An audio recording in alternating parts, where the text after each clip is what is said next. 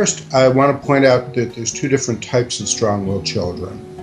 The first seem to be born that way by temperament. It just seems to be their nature. The second kind are kids who get developed into more strong-willed kids throughout their lives. And it usually happens because they're not exposed to hierarchy on a regular basis. They don't get accustomed to taking directions and seeing a difference between themselves and authority figures. So those will look pretty much the same.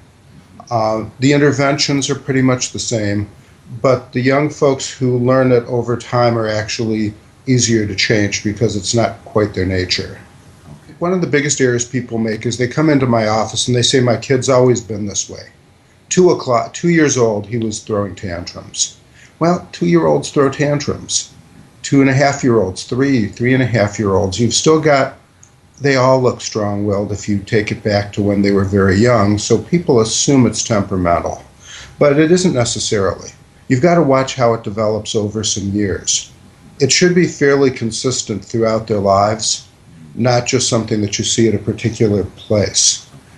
You can track it by watching, again, over the years, how does this child deal with authority? Have they always opposed authority? Or was there a time that they could take direction much more freely? If there's a turning point, it's probably not a strong-willed child. Okay.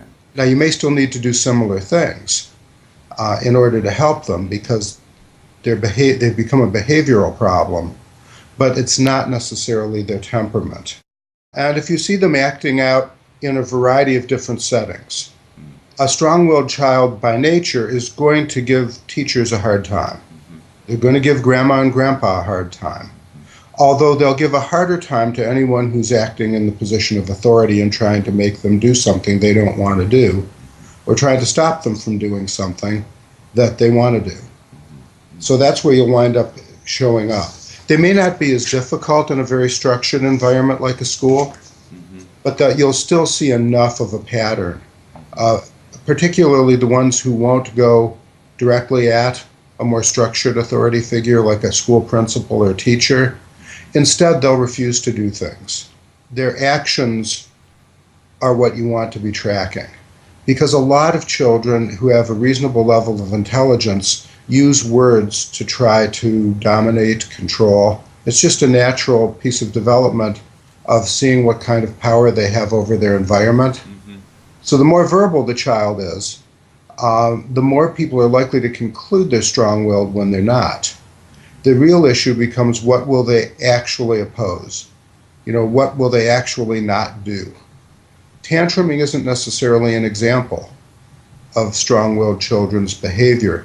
At the bigger and deeper measure is, will they simply not do the thing that you're asking them to do? Or if you find the right way of approaching it, do they go ahead and do it? They might pitch a fit first, as they used to say in the South when I lived there, but they may pitch that fit first. They may even become disrespectful, but that isn't automatically a measure of being strong-willed. You're looking at what will they actually do in opposing the grown-ups. Interestingly enough, strong-willed children tend to be more intelligent and emotionally immature. It's an interesting combination because they think they understand everything using their cognitive senses. And therefore, when you try to help them understand that human relations don't work logically, that, for instance, that the person in charge is in charge and they have inherent authority even if you think they're wrong, that's not a logical concept.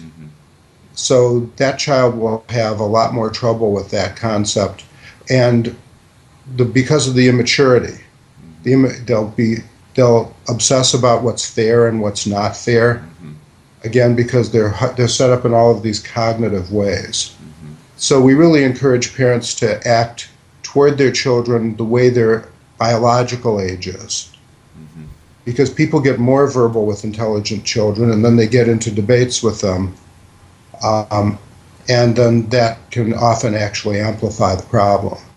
I'd say by 5 or 6, when they're beginning to deal with more of the organized outside world, 7 or 8, you've either got a child who's on an upward curve of becoming more difficult, or a downward curve because they're learning how to deal in society. And if that curve is upward, then it may be one of those two types of strong-willed behavior patterns, one which might be of nature, as I said, and one that might not, but it might just be learned. Well, the thing that's important to identify them also is to not over-identify strong-willed children, because it actually gives them more power. It's any difficult child, it's so easy to identify as strong-willed. So really a pattern has to be identified over time, and then you want to see that child's nature interfering with their ability to function normally, not just be an annoyance to parents or teachers. There's a wide range of temperament that simply isn't strong-willed, but people jump to diagnoses, to medications and things way prematurely.